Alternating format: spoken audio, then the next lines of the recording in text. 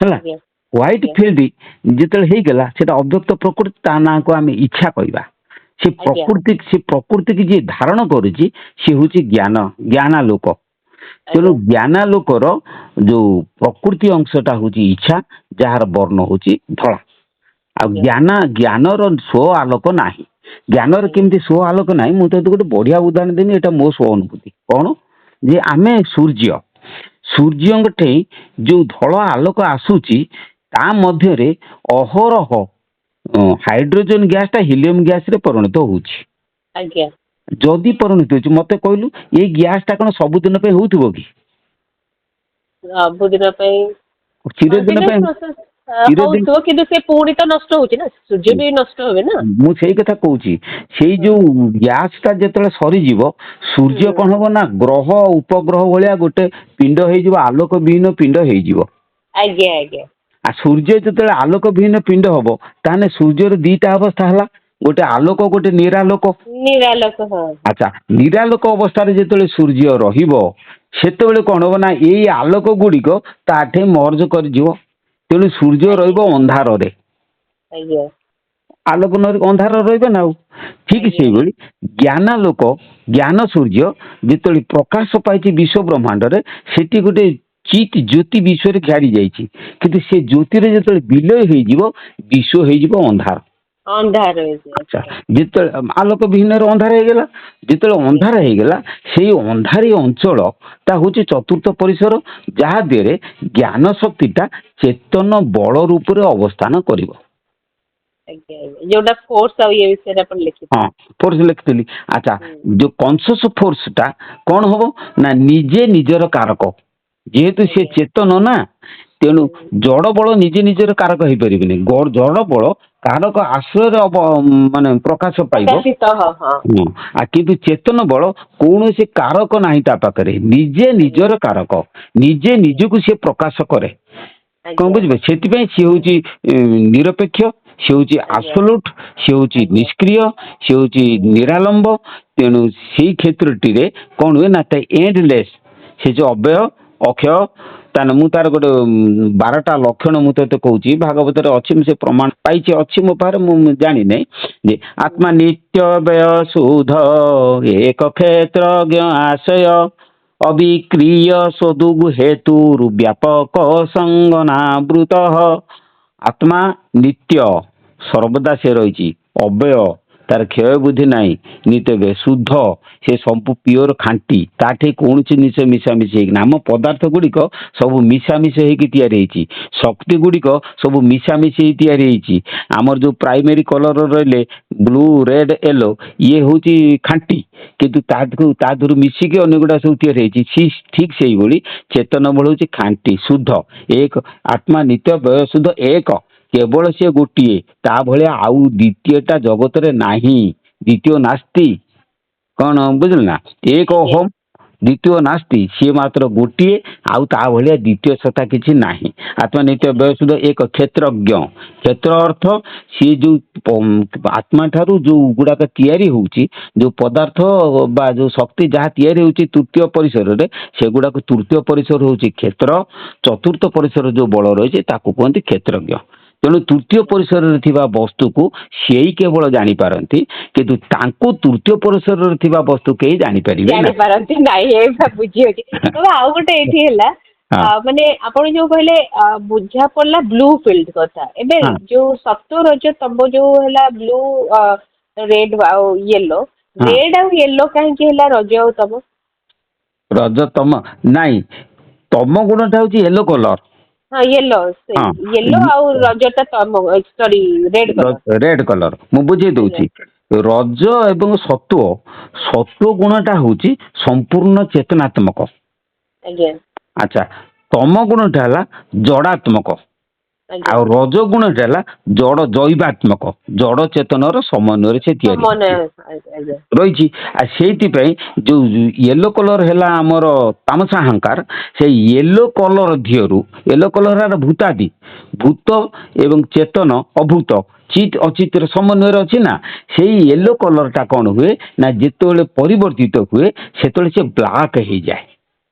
नहीं मोर प्रश्न थिला कि याकू येलो केमिति माने काहेकि कहले येलो जो तुमको आइडेंटिफाई करा जाउची येलो रे काहेकि आइडेंटिफाई करा होची येलो येलो आसिला को हाँ मु बुझे दउची तम गुणर धर्म हैला विनाशशील आज्ञा सत्व गुणर धर्म हैला स्थितिशील रजगुणर धर्म हैला क्रियाशील क्रियाशील विनाशशील माने स्थूलरू सूक्ष्म को जो टेंशन प्रकृति रहा सेटा होची तम गुण।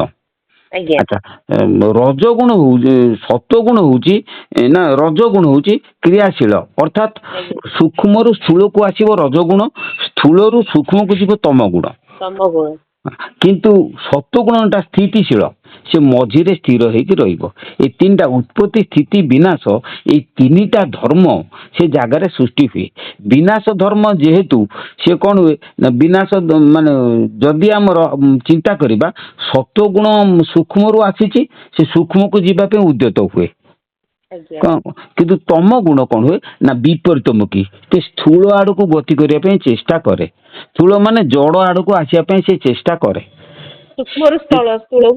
हाँ से ना हो तार प्राइमरी कलर से येलो कलर बोली दार्शनिक माने ना देइछंती किंतु जेतेबेले येलो कलर भांगी जाए तामसाहंकर विकृत विकास हो जाए बा विकृत हो जाए सेतेबेले कौन हुए ना वर्चुअल फोटोन सृष्टि हुए वर्चुअल फोटोन होची जड़ जहाँ दे कि चेतनर पूरा अभाव से ब्लैक फील्ड बोली कहती आकाशटा हूँ ब्लैक फील्ड आमर जो विज्ञान जो ब्लैक फील्ड कर ब्लैक होल कहूँ सी नुहे आमर ब्लैक कहबार अर्थ हूँ जो जगह चेतनर उपस्थिति नाही जो फील्ड रे ताकू आमे कहमा ब्लैक फील्ड वर्चुअल फोटोन जो स्पंदित अहल स्पंदन सृष्टि कला बा शब्द सृष्टि कला से शब्द प्रकृति की धारण करके जो फील्ड सृष्टि है से फील्ड रे चेतनर अभाव अर्थात आकाश वायु तेज जल एवं पृथ्वी यही पांचटा जो भौतिक अस्तित्व रहा ये भौतिक अस्तित्व रे आमर चेतनर पूरा अभाव चित शक्तिर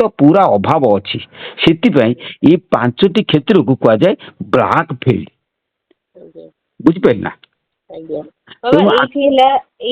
कहले हमर येलो को जो वर्चुअल फोटोन जो क्रिएट हुए वर्चुअल फोटोन क्रिएट वर्चुअल कहूचे माने तार अस्तित्व नहीं ना फोटोन ता क्रिएट जो हुए माने मु तो ज्ञान माने मोर किसी नहीं जेते कहू को हमर लाइट शक्ति ना ना हाँ आलोक शक्ति आलोक शक्ति हाँ से आलोक शक्ति जे वर्चुअल फोटोनटा माने आलोक शक्ति वर्चुअल फोटोनटा माने आलोक वर्चुअल लाइट एवं माने लाइट दीटा आमर अच्छी ना विश्व ब्रह्मांड रे लाइटा कौन हुए ना स्टेडी कन्स्टांट दृश्य मान आम जापारती वर्चुअल लाइटा क्षणिक से आसब पलैब से आसला भितर संगे संगे कौन बुझे ना संगे संगे से कौन हुए ना इलेक्ट्रॉन फील्ड रे क्वांटम फील्ड रे परिणत हो जाए तार कुछ अस्तित्व नहीं तार कौन से फील्ड रो कौन स्थिति ना किंतु क्वांटम रे जो कहउनांती कि से स्टेट ता को कि ऑब्जर्व करि पारंतिनी ना सेट पे ताको वर्चुअल बोली कहा जाए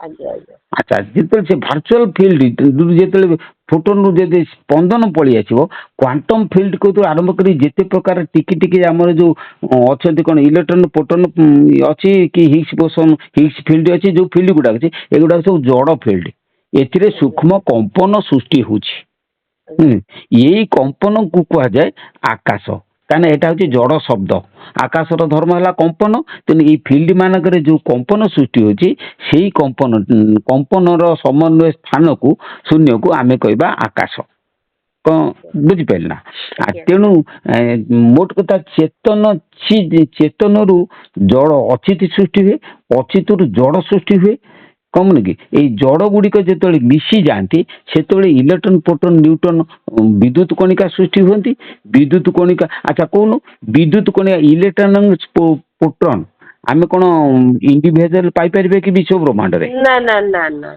एगुड़ाक वर्चुअल एगुड़ाक तैयारी स्वतंत्र हिसाब से शून्य रही पारे ना एगुड़ाक बांधी हेले जाइए रे हाँ सेटा सेथि पे एटॉमिक स्ट्रक्चर अछि ନା ଆଟମିକ ଶକ୍ତିରେ ଦେଖ ଦର୍ଶନକୁ ପଳିଆ ସେ କହୁଛନ୍ତି କଣ ଏଗୁଡାକର କମ୍ପନ କୁ ଫିଲ୍ଡରେ ମାନେ ପ୍ରକମ୍ପିତ ଅବସ୍ଥାରେ ରହୁଛନ୍ତି ତାକୁ ଆମେ ଆକାଶ କହିବା। ଏଗୁଡା ଯେତେବେଳେ ବାନ୍ଧି ହେଇଯାଉଛନ୍ତି ସେତେବେଳେ କଣ ନା ଯେତେବେଳେ ସେ ଆଟମ ମଲିକୁଲ ହେଇଯାଉଛି ସେତେବେଳେ ସେ ତିଷ୍ଠିକି ରହୁଛି ନା ନାଇଁ ସ୍ଥୂଳ ଅବସ୍ଥାକୁ ହଁ ସେଇଟାକୁ ସିଏ କହୁଛନ୍ତି ବାୟୁ।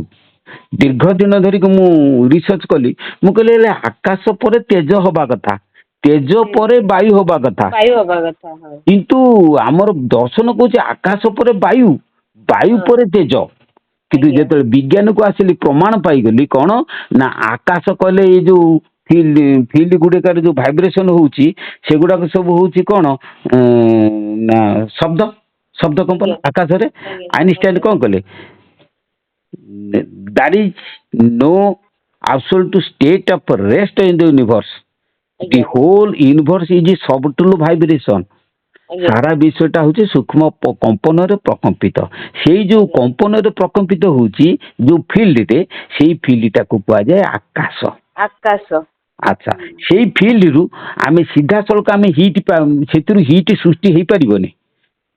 କଣ ହିଟ୍ ସୃଷ୍ଟି କେତେବେଳେ ହବ ନା ସେଇ ଫିଲ୍ଡରୁ ଯେତେବେଳେ ଇଲେକ୍ଟ୍ରନ ପ୍ରୋଟନ ନ୍ୟୁଟ୍ରନ ସୃଷ୍ଟି ହେଇକି ଯେତେବେଳେ ମଲିକୁଲ ଏବଂ ଆଟମକୁ ତିଆରି କରିବ ପଦାର୍ଥ ସେଇଥିରେ ସେ ପଦାର୍ଥ ଗୁଡିକ ପରସ୍ପର ଯେତେବେଳେ ଫ୍ରିକ୍ସନ ହବ କାହିଁକିନା ହିଟ୍ ସୃଷ୍ଟି ହବ। ସେଥିପାଇଁ ବାୟୁରୁ ହିଟ୍ ତେଜରୁ ବାୟୁ ନୁହଁ।